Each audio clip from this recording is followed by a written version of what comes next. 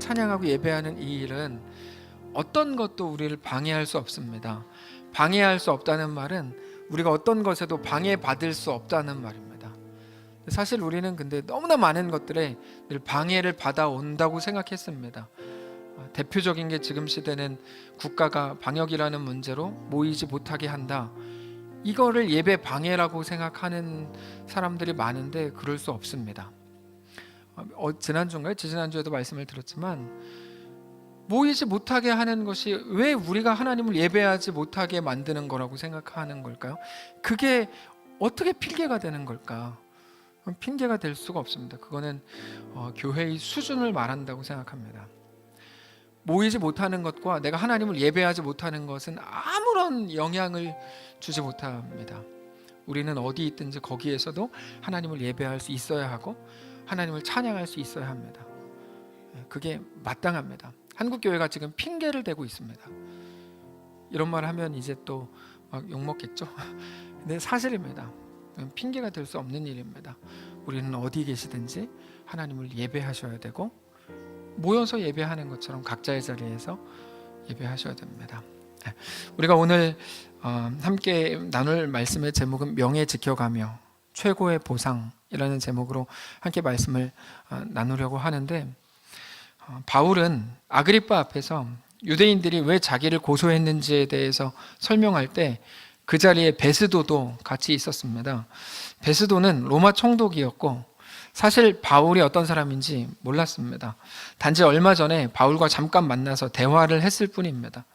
근데 이번에 바울의 말을 쭉 들으면서 바울의 말이 뭐였습니까? 7절에 나오는 것처럼 소망에 관한 문제로 유대인들은 나를 고소한다 이거였죠. 소망이 어떤 소망이었죠? 유대인들이 바라는 소망은 메시아에 대한 소망인데 오실 메시아에 대한 소망이었고, 메시아가 오셔서 내 삶을 싹 바꾸고 나를 뭐 아픈데 안 아프게 하고 경제적인 거 바꾸고 정치적인 거 안정시켜주고, 이게 이제 오실 메시아에 대한 소망이었는데 그 소망은 틀렸죠. 바울이 니는 틀렸다. 오실 메시아가, 지금 한국 교회에도 상당히 많은 사람들이 오실 메시아를 구하고 있다는 게 안타까운 일인데 틀렸다. 그거 아니다. 오신 메시아다 라고 바울이 말했죠. 그것 때문에 유대인들은 바울을 고소하고 죽이려고 했었던 거다 말씀을 드렸습니다. 이 모든 이야기들을 쭉 들으면서, 그리고 나서 바울이 예수님 만난 이야기, 정확한 게 예수님이 바울을 만나주신 이야기를 쭉 했습니다. 바울이 지난주에 그 이야기를 들으면서 베스도가 두 가지 생각을 했는데, 첫 번째는 야, 저 사람 천재다 이 생각을 했습니다. 진짜 똑똑하다, 진짜 머리 좋다, 천재다. 두 번째는 근데 그 사람의 많은 지식이 저 사람을 미치게 한 것 같다, 이렇게 이제 생각을 했습니다. 그게 오늘 본문입니다. 24절에 이렇게 얘기하죠. 바울이 이같이 변명하매 베스도가 크게 소리내어 이르되 바울아 네가 미쳤도다, 네 많은 학문이 너를 미치게 한다, 이렇게 이제 이야기합니다. 그래서 바울이 이렇게 대답합니다. 그럴 리가 있습니까? 나는 안 미쳤습니다. 그러면서 아그리빠를 향해서도 당신도 유대인이니까 내 말을 다 알아듣지 않습니까? 예수님 사건이 아무도 모르게 뭐 시골 변방에서 조그맣게 일어났다가 누가 소문낸 겁니까? 그렇지 않지 않습니까? 이거 모두가 알 만큼 큰 사건이었지 않습니까? 라고 이야기하죠. 26절에 왕께서는 이 일을 아시기로 내가 왕께 담대히 말하노니 이 일에 하나라도 아시지 못함이 없는 줄 믿나이다. 이 일은 한쪽 구석에서 행한 것이 아닙니다 라고 이제 이야기하죠. 그러면서 아그리빠 왕이요 27절에 선지자를 믿으십니까? 믿으시는 줄 아나이다 말합니다. 그러자 아그리빠가 야 네가 나를 전도하려고 그러냐? 이렇게 쉽게? 내가 뭐 쉬운 남자인 줄 알아? 뭐 이렇게 뭐 얘기합니다. 비웃었고, 바울은 내가 결박된 것 외에 여기 있는 모든 사람들도 나처럼 예수 믿게 되기를 원합니다 이야기하죠. 29절에 바울이 이르되 말이 적으나 많으나 당신뿐 아니라 오늘 내 말을 듣는 모든 사람도 다 이렇게 결박된 것 외에는 나와 같이 되기를 하나님께 원합니다.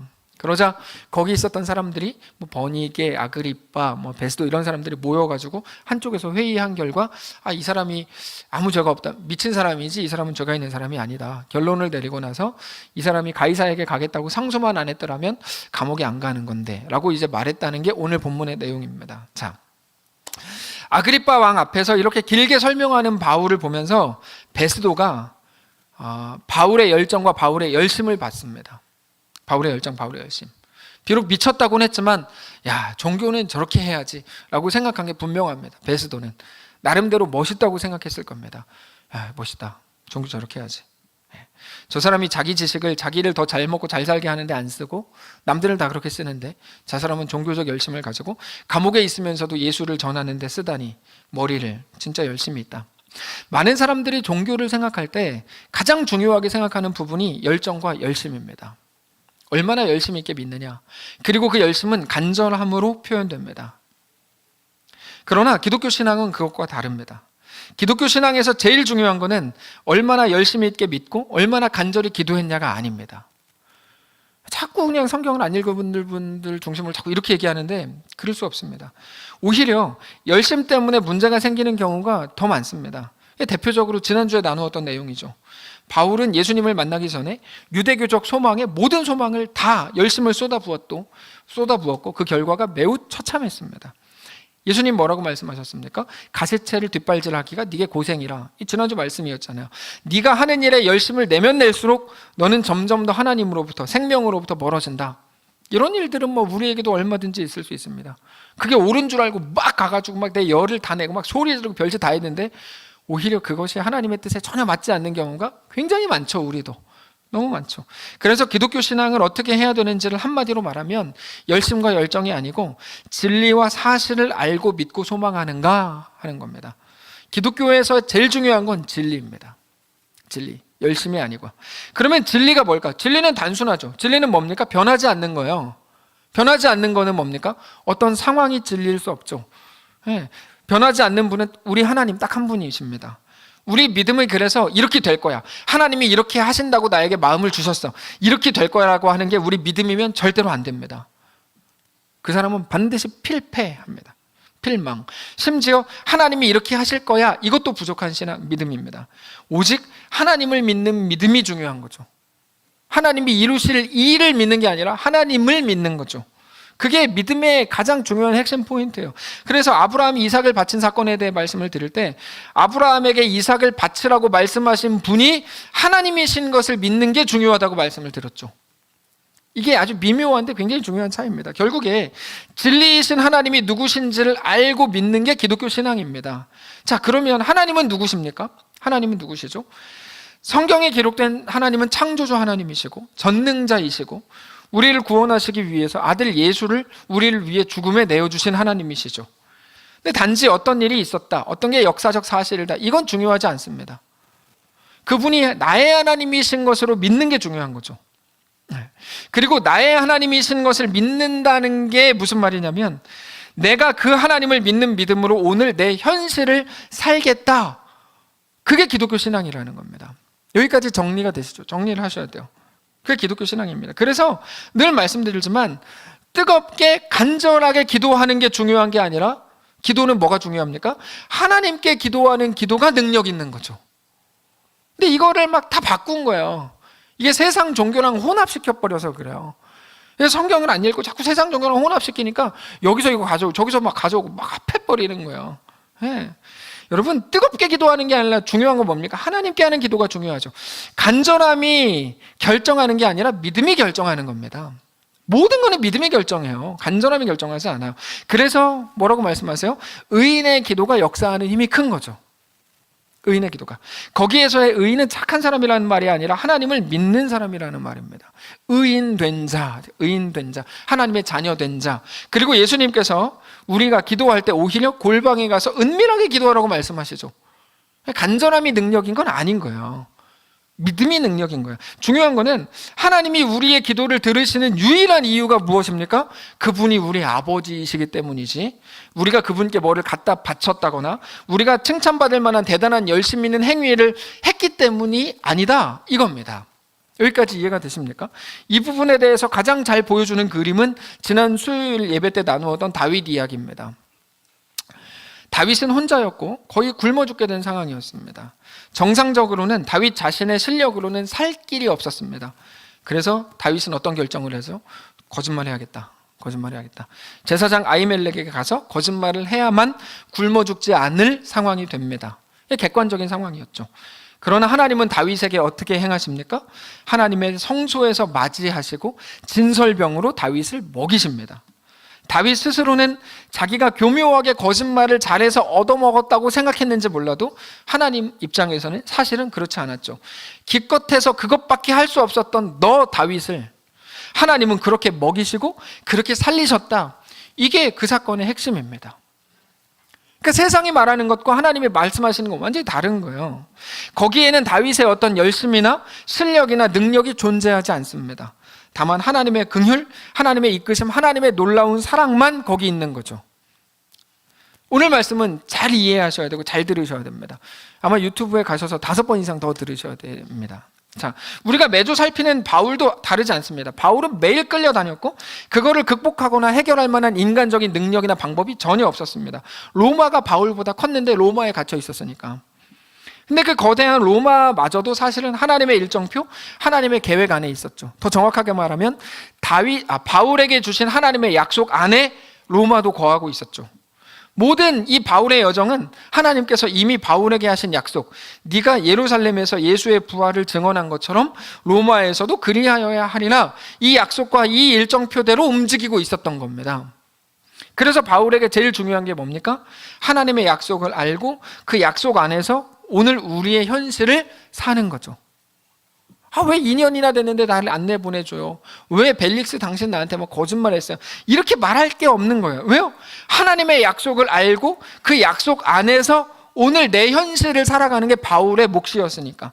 그래서 기독교 신앙은 그렇게 볼 때 매우 선포적입니다. 선포적이라는 말은 어떻게 보면 일방적이라는 의미, 뉘앙스를 주는데 그 말은 약속된 하나님의 말씀이 오늘 나를 이끌어간다는 말입니다. 결국에 우리의 온전한 믿음이 필요하고 그 믿음을 가지고 우리 현실 속으로 들어가는 것이 기독교 신앙이라는 거죠. 종교적인 열심이나 간절함이 능력이 아니라 하나님을 제대로 아는 거, 제대로 믿는 거, 우리 삶에서 나에게 주신 약속을 붙드는 게 제일 중요하다는 거예요. 네. 자, 그러면 여기 약속이라는 말이 나왔는데 하나님이 우리에게 주신 약속이라는 게 뭘까 하는 거예요. 약속은 뭘까? 이번에 대학에 떨어진 거 보니 더 좋은 대학에 붙여주시려나 보다. 성경은 이런 거를 하나님의 계획이나 약속이라고 부르지 않습니다. 사람들이 자기가 좋으려고 하는 말이죠. 하나님이 말씀하신 약속은 그런 게 아닙니다. 인간적인 빅피처가 하나님의 계획이라거나 약속이 아닙니다. 하나님은 이 땅에 속한 것으로 하시지 않습니다. 하나님은 이 땅에 갇히시지 않습니다. 우리에게 주신 하나님의 약속은 뭐냐면 아주 분명한데요. 창조주 하나님께서 우리를 사랑하셔서 죄로 인해 죽을 수밖에 없었던, 정확하게는 죄로 죽었던 우리를 하나님의 아들 독생자 예수님의 십자가 보혈로 씻으시고 살리시는 것입니다. 하나님의 그게 약속입니다. 근데 단지 살려서 숨만 쉬게 하는 게 아니라 그 하나님은 지금도 우리를 사랑하셔서 우리를 향한 완전한 계획을 가지시는 거죠. 자, 이 계획이라는 말이 중요한데 그 계획이 뭘까요?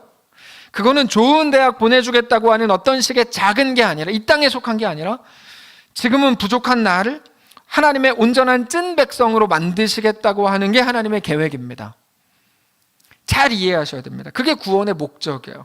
구원의 목적은 단순히 우리를 자유롭게 지옥 가지 않게 그렇게 해가지고 지 맘대로 살게 하는 게 아닙니다. 하나님의 통치권 아래 굴복하게 하는 게 구원의 목적입니다. 그렇게 하나님의 통치와 하나님의 다스리심이 우리 속에 꽉 차게 되는 거죠. 그게 하나님의 진짜 백성이 되는 거니까. 하나님의 진짜 백성.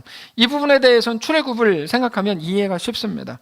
출애굽은 하나님의 일방적인 은혜로 시작됐죠. 그저 자기 삶을 살던 모세를 부르셔서 하나님은 애굽의 바로에게 보내셨습니다. 그리고는 10가지 재앙을 통해서 출애굽을 시켜주셨죠. 이스라엘은 그때까지 몰랐습니다. 하나님이 왜 이렇게 하시는지 몰랐어요. 그래서 10가지 재앙 도중에도 어떤 때는 좋아했다가 어떤 때는 그만하세요, 이렇게 하기도 했습니다. 근데 하나님은 이스라엘 백성들이 왜 굳이 그들을 애굽에서 왜 굳이 빼내셨을까요? 힘들다 그러니까 빼내셨는가? 그렇지 않습니다. 거기에는 분명한 목적과 완전한 계획이 있었는데 하나님의 목적과 계획은 뭐였냐면 출애굽한 이스라엘 백성들이 가나안에 들어가게 하는 게 목적이었어요. 가나안에 들어가게 하는 게, 정확하게 말하면 출애굽이 목적이 아니라 가나안이 목적이었던 거죠. 근데 그러려면 믿음이 필요했죠. 그게 홍해와 요단강의 차이입니다. 홍해는 하나님이 그냥 갈라주셨는데 요단강은 그들이 믿음으로 첫 발을 내디딜 때 갈라졌죠. 출애굽은 10가지 재앙을 통해서 하나님이 이스라엘에게 그냥 주셨지만 가나안은 그들이 들어가서 싸워 얻어내야 되는 땅이었습니다. 구원이 마찬가지입니다. 우리의 구원은 그냥 자유, 그냥 방종의 삶을 사는 게 절대로 구원이 목적이 될 수 없습니다. 구원의 목적은 충성과 순종의 사람이 되게 하는 것에 있습니다. 늘 말씀드리죠. 구원의 목적은 어디 있다고요? 충성과 순종의 사람이 되게 하는 것에 있어요. 그러니까 여전히 자기 잘난 대로 사는 거는 아직 계속 가야 되는 거예요. 그분은 뭐 한 200살까지 사실 거예요. 그렇게 되는 거예요. 왜요? 해야 되는 게 있으니까. 예. 그렇게 우리를 하나님의 온전한 백성으로 만들어내는 것이 우리를 향한 하나님의 목적이고 하나님 나라의 완성입니다. 이거를 잘 보여주는 것은 예수님께서 말씀하신 탕자의 비유에서 우리가 충분히 추측할 수 있습니다. 돌아온 탕자 이야기. 둘째 아들이 허랑방탕하게 살던 모든 것을 아버지가 단번에 용서해 줬죠. 그리고 이제 아들의 지위를 되찾게 해줬습니다. 아버지는 돌아온 아들의 손에 가락지를 끼워줬죠. 가락지라는 것은 아들의 지위를 복원시켜주는 역할을 하거든요. 그리고 모든 사람들이 보는 앞에서 이는 내 아들이라 선포했습니다. 죽었다가 살아난 아들이고 잃어버렸다가 되찾은 아들이다 선포했어요. 그게 동네 잔치였죠. 그냥 가락지만 끼우고 끝내면 동네 사람들 모르잖아요. 그러니까 이제 동네 잔치를 하면서 선포를 해버린 거예요. 이게 출애굽입니다. 출애굽이에요. 아들로 받아준 거. 구원의 시작. 그러면 이제 다 끝났습니까? 그렇게 둘째는 아버지와 함께 행복하게 오래오래 살았더래요. 이렇게 됩니까? 그렇지 않죠. 이건 동화의 맹점입니다. 모든 적들을 물리친 후에 왕자와 왕비가 아니죠. 왕자는 왕비의 아들이니까 왕자와 공주가 결혼을 하죠. 그런 다음에 어려움을 극복한 후에 그들이 결혼해서 행복하게 오래오래 살았더래요. 모든 어려움을 극복했다고요? 결혼해서 사는 게 가장 큰 어려움인 거를 그들은 그때 깨닫는 거죠. 결혼해보니까 적들을 물리친 건 아무것도 아니고 적과 같이 사는구나. 저희 가정을 말하는 게 아니에요. 일반적인 가정들을 말하는 거예요. 적과의 동침이라는 거를 그때 알죠. 사람들이. 그래서 매일 동화만 읽은 애들은 그걸 모르니까 결혼이 끝인 줄 알고 막 좋아하죠. 막 끝났다, 좋다. 근데 결혼은 진짜 시작이죠. 출애굽이 끝이라고요? 출애굽은 시작이죠. 출애굽이 시작이에요. 아무튼 이렇게 둘째 아이가 돌아왔고 공식적인 아들로 받아줬습니다. 끝이 아닙니다. 그렇게 아버지랑 행복하게 오래오래 살았더래요. 말도 안 되는 소리입니다. 지금부터가 시작이죠. 그 아이는 이제 아버지의 아들로 살아야 되잖아요. 그래서 사실 전날 아버지가 끼워준 손에 가락지, 동네 잔치는 다 이벤트였어요. 실제로는 그 다음날 아침부터가 시작이에요.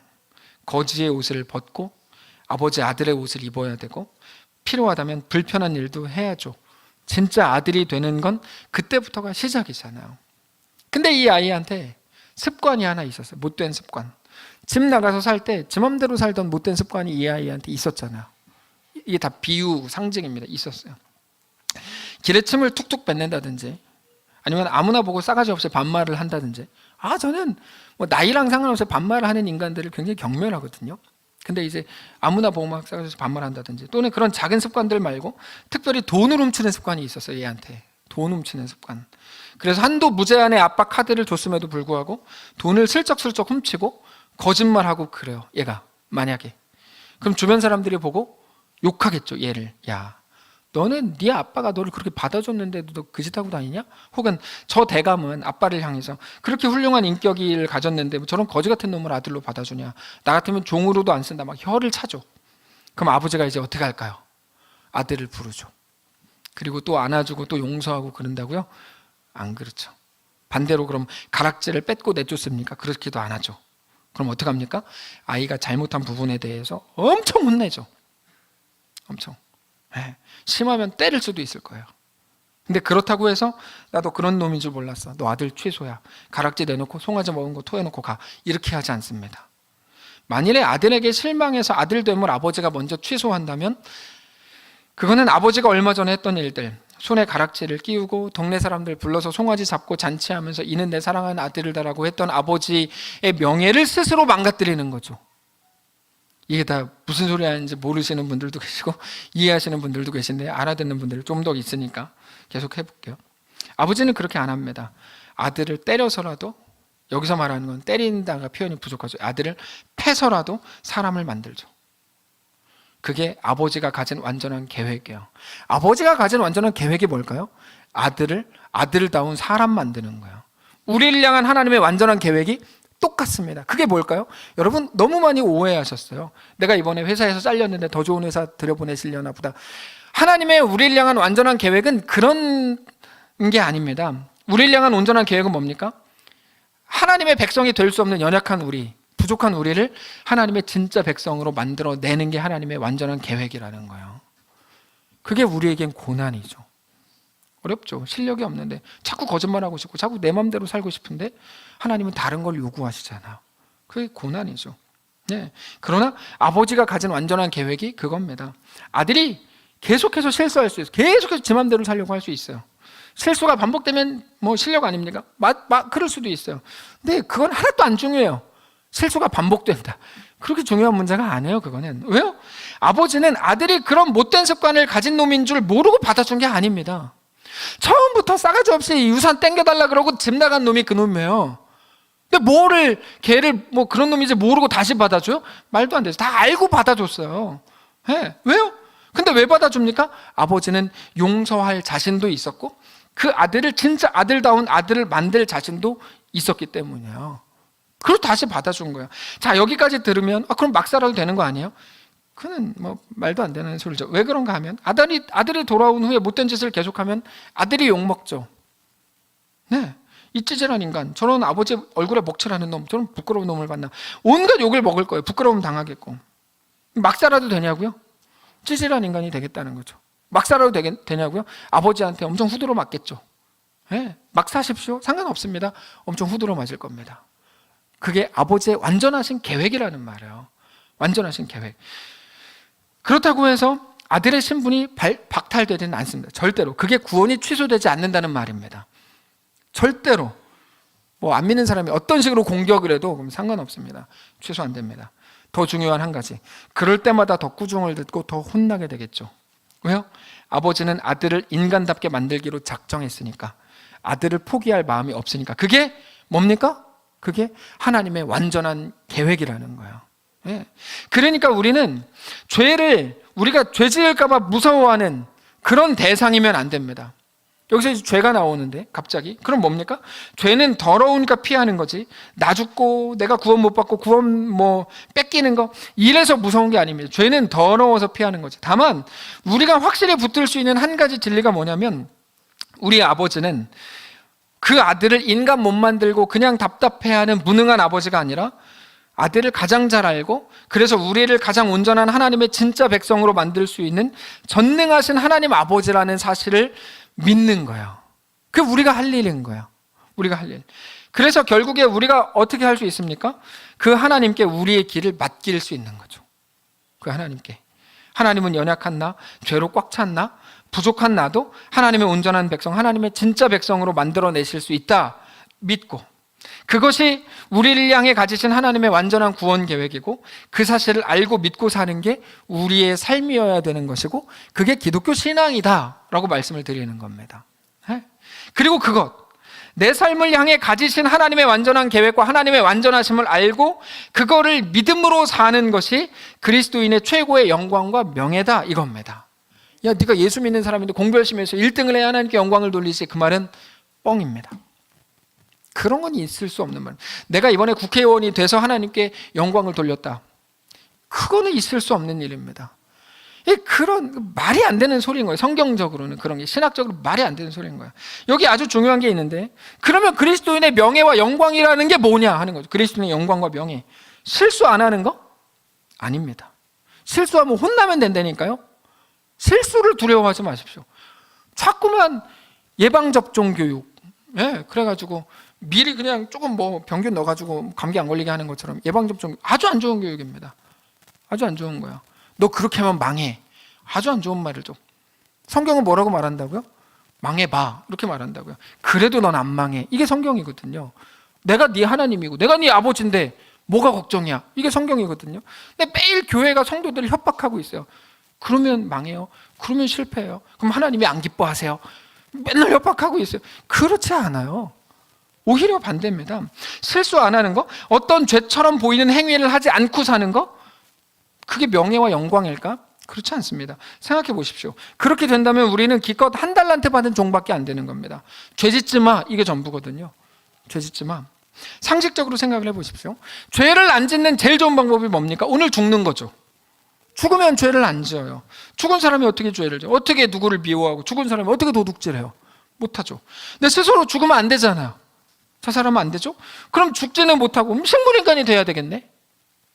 그럼 죄에 안 질 거 아니에요. 하나님이 가장 기뻐하시는 사람인가? 식물인간처럼 모든 감각을, 그래서 어떤 사람들은 모든 감각과 감정을 땅에 묻어버리라고 말해요. 그게 금욕주의인데 가장 악한 겁니다. 금욕주의가.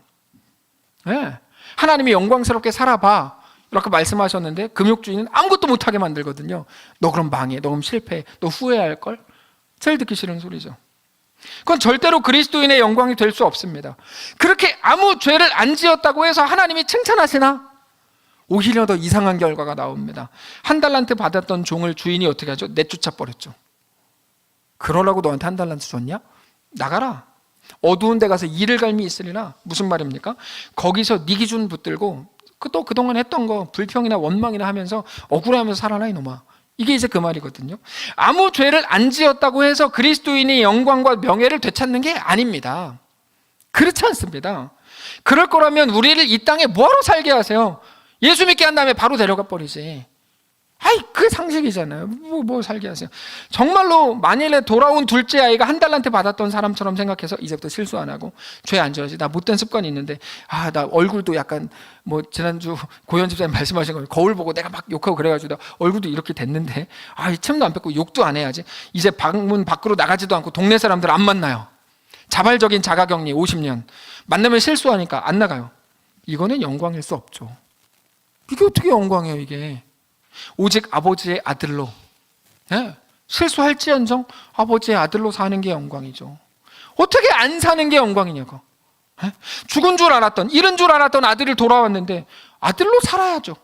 그게 아버지의 영광이고 아버지의 명예죠.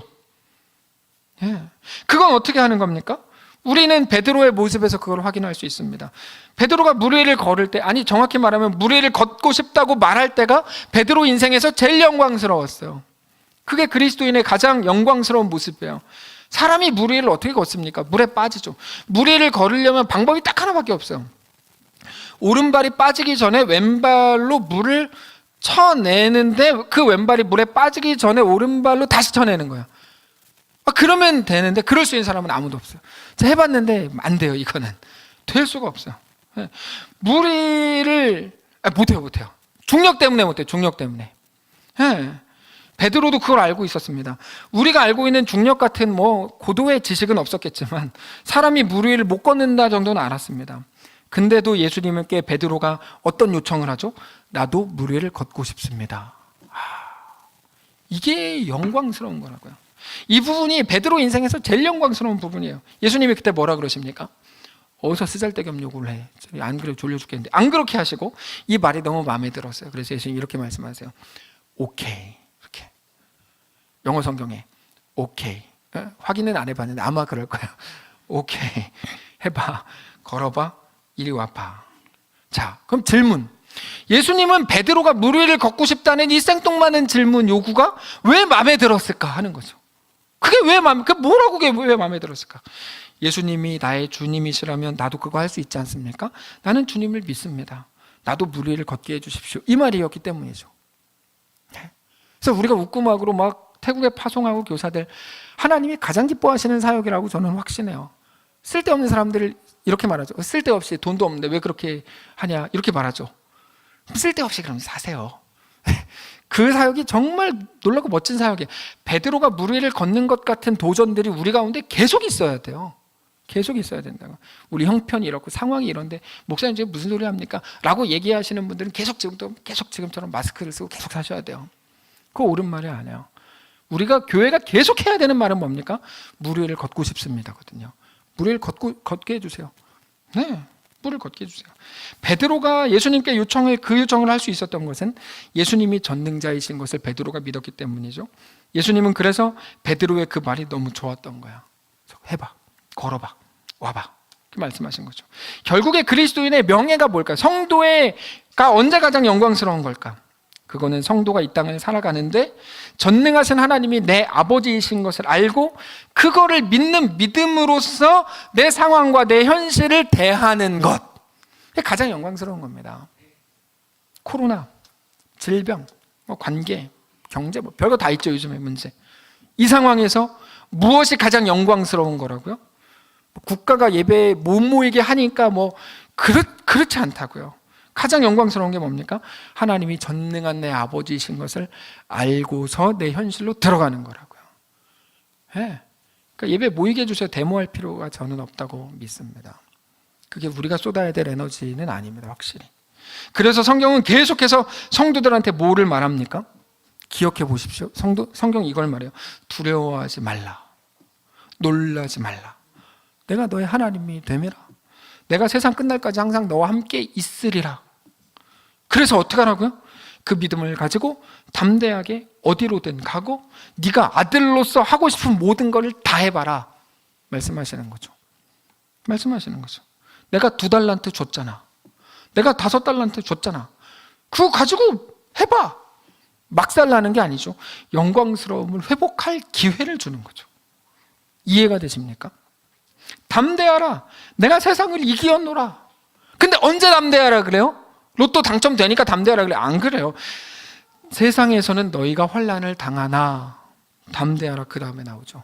네. 세상 환난, 핍박, 조롱이 있으면 우리는 담대할 수가 없습니다. 무서워서. 제가 요즘에 느끼는 느낌 중에 하나는 무서움입니다. 무서워서 못합니다. 근데 이미 세상을 이기신 하나님이 우리 아버지, 우리 편이신 것을 믿고 담대하라 이거죠. 내가 너희 아버지이신 것을 너희가 정말 안다면, 네가 진짜 믿는다면 너 담대할 수 있을 거야. 담대하라. 내가 세상을 이기었노라가 되는 겁니다. 그러면 세상을 이긴다는 건 뭘까요? 이것만 묵상하고 마치겠습니다. 세상을 이긴다는 건 뭘까? 어떻게 싸우라는 걸까? 한마디로 넉넉함을 갖는 것인데, 로마서 12장 찾아봅시다. 로마서 12장 9절.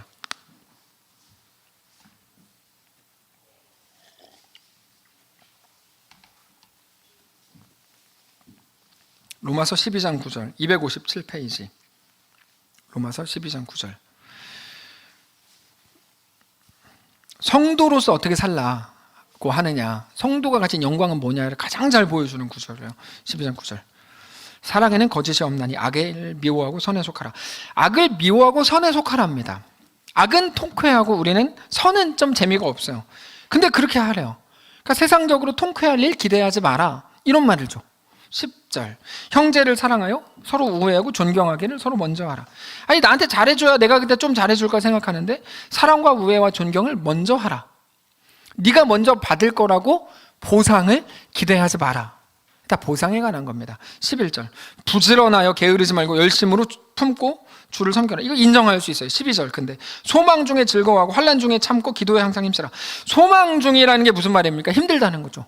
힘드니까 소망이라는 걸 해야 되죠. 근데 그때 즐거워하라. 그 다음 환난 중에 참으라. 기도에 늘 힘쓰라. 기도는 뭡니까? 아직 아닌 거죠. 이루어졌으면 기도할 필요가 없잖아요. 그러니까 아직 아니의 상황을 계속 살아갈 거라는 것을 기억해라. 보상에 관한 문제. 이 땅에서 니네가 원하는 보상이 없을 거 알고 있냐? 13절. 성도들의 쓸 것을 공급하고 손 대접하기 힘쓰라. 내가 쓸 것도 없는데 성도들의 쓸 거를 공급하래요. 그리고 나도 부족한데 손님 대접하기를 힘쓰랍니다. 어떻게 가능합니까? 딱 하나의 조건이 있죠. 이거 써도 돼. 왜? 난 또 있어. 이 믿음이 있으면 가능하죠. 모든 것의 주인이 하나님이신 걸 알면 가능합니다. 근데 지금부터 더 무시무시한 내용들이 나와요. 뭐 해석하고 싶지도 않은 내용. 14절. 너희를 박해하는 자를 축복하고 축복하라. 축복하고 저주하지 말라. 뭐 해석하지 맙시다. 마음만 상하니까. 15절. 즐거워하는 자들과 함께 즐거워하고 우는 자들과 함께 울라. 우리 즐거워하는 자들은 그냥 쑤셔가지고 울리고 싶고, 우는 자들에 비해서 내가 고난 덜 당한 거에 대해서 감사헌금하고 싶은 게 우리인데 오히려 반대로 말해요. 16절. 서로 마음을 같이 하고 높은 데 마음을 두지 말고 도리어 낮은 데 처하고 스스로 지혜 있는 체 하지 말라. 너무 어려워요, 이건. 근데 세상이 아니라 하나님이 하나님의 방식으로 보상한다는 믿음이 있으면 가능한 일이겠죠. 17절. 아무에게도 악을 악으로 갚지 말고 모든 사람 앞에서 선을 도모하라. 못하겠어요. 18절. 할 수 있거든 너희로서는 모든 사람과 더불어 화목하라. 못하겠어요. 19절 내 사랑하는 자들아 너희가 친히 원수를 갚지 말. 제가 계속 못하겠다고 하는 건 제가 아니라 여러분을 말하는 거예요. 자 19절 내 사랑하는 자들아 너희가 친히 원수를 갚지 말고 하나님의 진노하심을 맡기라. 기록되었으되 원수 갚는 것이 내게 있으니 내가 갚으리라고 주께서 말씀하셨다. 바로 이 믿음이죠. 하나님이 하신다. 내가 하지 않는다. 보상? 나고 못 만든다. 근데 하나님이 하신다. 하나님이 하나님의 방식으로 하나님의 때에 이루신다. 그럼 내가 할 일은 뭡니까? 내가 보상을 만드는 게 아니라 내가 믿음으로 사는 거, 그거면 된다 이거죠. 우리의 실패는 뭡니까? 우리 신앙의 실패, 보상을 만들어내려고 했던 거죠.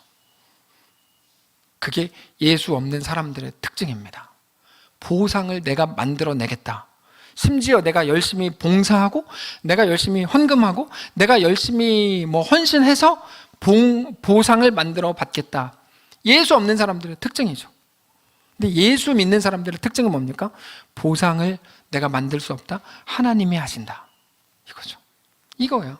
이게 성도가 가질 가장 영광스러운. 20절에 이렇게 말해요. 네 원수가 줄이거든 먹이고 목마르거든 마시게 하라. 그리함으로 숯불을 네가 그 머리에 쌓아놓으리라. 가장 강력한 복수가 뭡니까? 하나님께 맡기는 거죠. 숯불을 머리에 쌓아놓는 거 너무 통쾌하잖아요. 그럼 그 사람 머리 막 다 타고 막 난리 날 거 아니에요. 너무 통쾌해요. 그 말이에요, 그 말. 근데 숯불을 머리에 올려놓는 가장 강력한 방법이 뭐라고요? 하나님께 맡기는 거죠. 우리 삶의 보상을 만들어내는 것 우리가 아니고 하나님이 하시는 겁니다. 그래서 결론적으로 21절에 악에게 지지 말고 선으로 악을 이기라. 이게 성도가 가질 영광이요 명예입니다. 자, 결국에 악에게 지지 말고 선으로 악을 이기는 건데 한마디로 하면 넉넉함입니다. 넉넉함이죠. 근데 단순하게 성도의 영광은 넉넉합니다 이 말이 아니에요. 이거는 그 넉넉함을 조금 다른 말로 하면 이 땅에서의 보상을 바라지 않는 것입니다. 왜요? 다 끝났습니다. 하나님만 진짜 보상을 주시는 분인 걸 알고 하나님이 주시는 진짜 보상을 믿기 때문입니다. 조금 더 가볼까요? 그게 믿음이라는 거고 그게 성도의 영광이라는 겁니다. 성도의 영광은 그래서 뭘까요? 하나님을 믿는 겁니다. 성도 여러분, 간절히 부탁드립니다. 현실을 그만 믿으시기 바랍니다. 하나님을 믿으십시오. 하나님은 세상이 말하는 것과 다르다. 하나님은 그것들보다 크다. 그분을 믿는 겁니다. 그리고 그 믿음으로 우리의 상황을 한 걸음씩 가보는 것이 성도의 명예입니다. 실패할지 몰라, 안 가. 욕먹을지 몰라, 안 가. 이거를 이렇게 하는 게 아니고 가보는 거예요. 늘 말씀드리죠. 하나님의 뜻인지 아닌지 어떻게 알죠? 가보는 것밖에 없죠. 그게 성도가 명예를 지키는 겁니다. 그래서 성도의 명예와 영광은 다시 말씀드리지만 어떤 종류의 죄를 지었다 안 지었다, 어떤 실수를 했다 안 했다로 말할 수 없는 겁니다. 다윗 너 살인했잖아, 너 불륜 저질렀잖아, 너 같은 인간 끝났어 라고 얘기하는 게 찌질한 거죠. 네. 기독교 신앙에서는 이걸로 말할 수 없는 거예요. 보상에 관한 겁니다. 근데 우리의 보상은 이 땅에 있지 않고 오직 하나님께 속한 거라는 사실을 알고 믿는 거죠. 자, 결론을 말씀드리겠습니다. 오늘 본문에서 바울은 베스도가 너 미쳤다고 할 때 기분 안 나빴을까요? 혹은 2년 동안 감옥에 갇혀 있을 때 하루라도 빨리 나가고 싶지 않았을까요? 왜 안 그랬겠어요? 그러나 그게 자기에게 주어질 보상이 아닌 것을 알았죠. 자기가 인정받는 게 보상이라거나 칭찬받는 게 보상이라거나 감옥에서 풀려나는 게 자기를 향한 하나님의 보상이 아니라는 걸 정확히 알았습니다. 그리고 또 하나, 이미 하나님이 이기신 그 세상과의 싸움을 자기가 벌이고 있다는 것도 알았습니다. 오직 하나님이 우리의 자랑이신 것을 아는 것이 성도의 영광이고 그렇게 사는 게 성도의 명예인 거죠. 그러니까 자꾸 누군가의 죄를 들춰내면서 그 사람 죄 지었다 안 지었다 이 말 하지 마십시오. 당신도 실수할 수 있잖아요. 저는 절대 그런 일 없어요. 웃기지 마십시오. 그런 게 어디 있어요? 우리 다 똑같은 연약한 인간인데. 다만 성도의 영광과 명예는 그런 종류의 것이 아니라고요. 그게 아니라고요. 사랑하는 성도 여러분, 우리에게 주어질 최고의 보상이 무엇일까요? 그거는 이 땅에서 누릴 좋은 어떤 것일 수 없습니다. 하나님이 우리의 유일한 자랑이신 것을 알게 되시기를 바랍니다. 하나님이 내 아버지라는 사실을 믿으시길 바랍니다. 그 믿음으로 우리의 삶을 걸어가실 수 있기를 바랍니다. 그분을 믿는, 제가 한 가지 예언할게요. 그분을 믿는 우리의 믿음은 우리 삶의 모든 것을 다 바꿀 겁니다. 믿음이 웃긴다고요? 믿음이 가장 강력합니다. 믿음이 뭐 어리석고 무능하다고요? 믿음은 우리 인생을 다 바꾸는 가장 강력한 힘입니다. 예수 그리스도를 믿으시고 하나님을 믿으십시오. 그럼 우리 삶에 일어나는 모든 일들에 대한 해석과 반응과 결정과 모든 것들이 다 달라질 겁니다. 가장 강력한 힘입니다. 로또에 100번 당첨되는 것보다 훨씬 강력한 힘입니다. 물론 한 번씩 당첨되시기를 축복하지만 그러나 그것보다 훨씬 강력한 힘입니다. 로또 사는 것도 정죄하지 마세요. 뭐 그것도 정죄해. 이제는 그거 사는 건 하나님의 뜻이 아니지 않아? 그렇지 않아요. 어떻게 알아요? 그 카메라 보고 해야 되겠네. 어떻게 알아요 그거? 뭐 당첨돼가지고 뭐 하나님 뭐 기뻐하시는 일 하고 뭐 그럴 수도 있지. 그걸 별걸 다 못하게 해 진짜 세상은. 답답하네 갑자기. 여러분 사세요. 그러면 알게 되죠. 안 되는구나. 이거 사도 의미가 없구나. 뭐 그걸 깨달아야지. 그걸 뭐 배워서 알아요? 네. 그럼 우리 많은 분들은 알죠. 목사님도 알아가고 있구나. 그럴 수도 있죠 뭐. 얼마 전에 가보니까 로또만이 아니고 한 달에 700만 원씩 주는 복권이 있더라고요. 제가 아내랑 얘기하면서 저 계산이 너무 짧아가지고 그렇게 되면은 이거 1조 받는 거 아니야? 그래도 제 아내도 20년 700만 원씩 매월 받는데요. 그래서 진짜 1조 받네. 근데 계산해 보니까 10억 받는 거야. 근데 우리가 너무 이게 개념이 없어서 10억과 1조를 헷갈렸어요.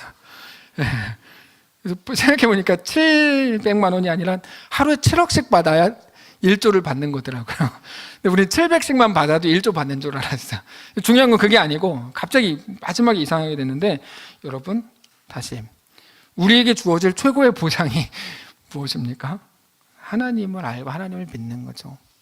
그 믿음으로 오늘 우리에게 허락된 명예와 영광을 되찾는 성도들이시기를 주님 이름으로 축복합니다. 찬양합시다. 주 은혜임을, 주 나의 모습 보내 상한 나의 맘 보시네, 주 나의 눈물 안에 홀로 울던 맘 하시네. 함께 고백합시다.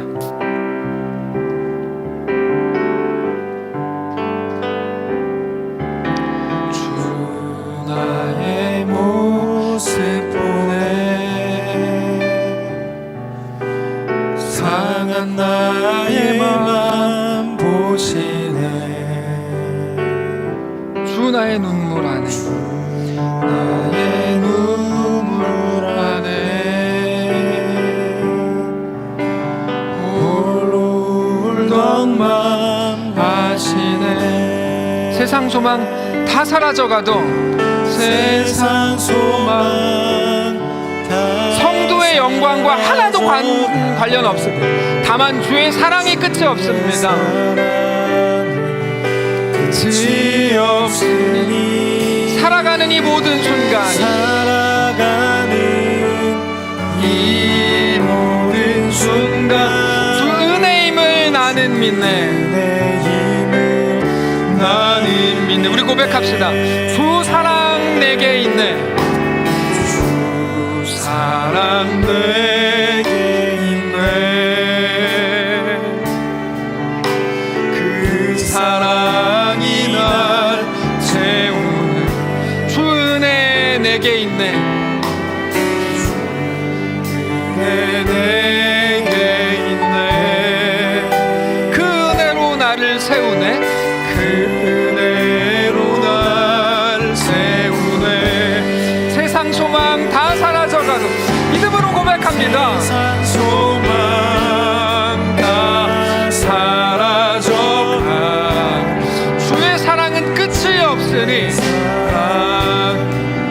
끝이 없으니 살아가는 이 모든 순간, 살아가는 이 모든 순간이 주 은혜임을. 우리 다시 눈 감고 고백합시다. 세상 소망 다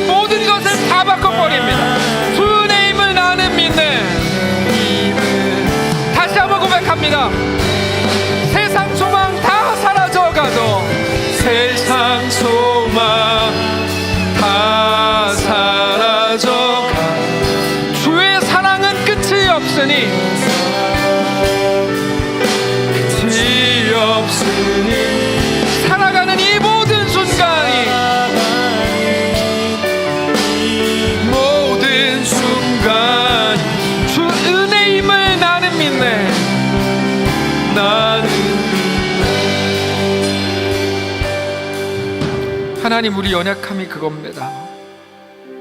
하나님마저도 이 세상에 자꾸 가두려고 했던 게 우리 연약함입니다. 그래서 오늘 이게 해결이 돼야 되고, 이 땅에서의 보상을 해줘야 하나님이 진짜 하나님이고 하나님 노릇 잘한 거고, 하나님, 우리가 진짜 믿음을 갖기를 원합니다. 하나님의 완전한 그 계획을 이제 신뢰하며 믿기를 원합니다.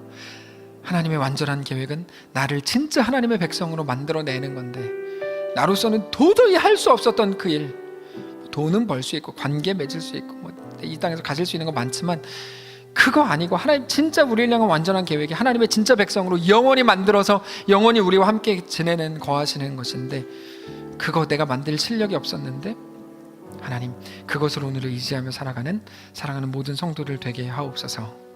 여전히 이 땅에 속해 이 땅의 보상을 구하고 있던 우리를 용서하시고 불쌍히 여겨주시고, 이제 하나님이 내 아버지다 그 믿음을 가지고 내 삶을 완전히 다 뒤집어 엎는, 예수 믿는 사람으로 살아가는, 한 걸음을 떼도 그 믿음으로 한 걸음을 떼는, 세상은 야 거기 물이야 너 거기 빠져 죽어, 이 바보야 너 죽어, 너 보이지도 않아. 네, 주님, 나는 물 위를 걷고 싶습니다. 주님이 내 아버지시니까 가능하겠죠? 믿음으로 시작합니다 라고 선언하고 주님과 함께 믿음으로 그 길을 걸어가는 사랑하는 모든 성도들 위해 하나님의 놀라운 은혜가 넘치게 하옵소서.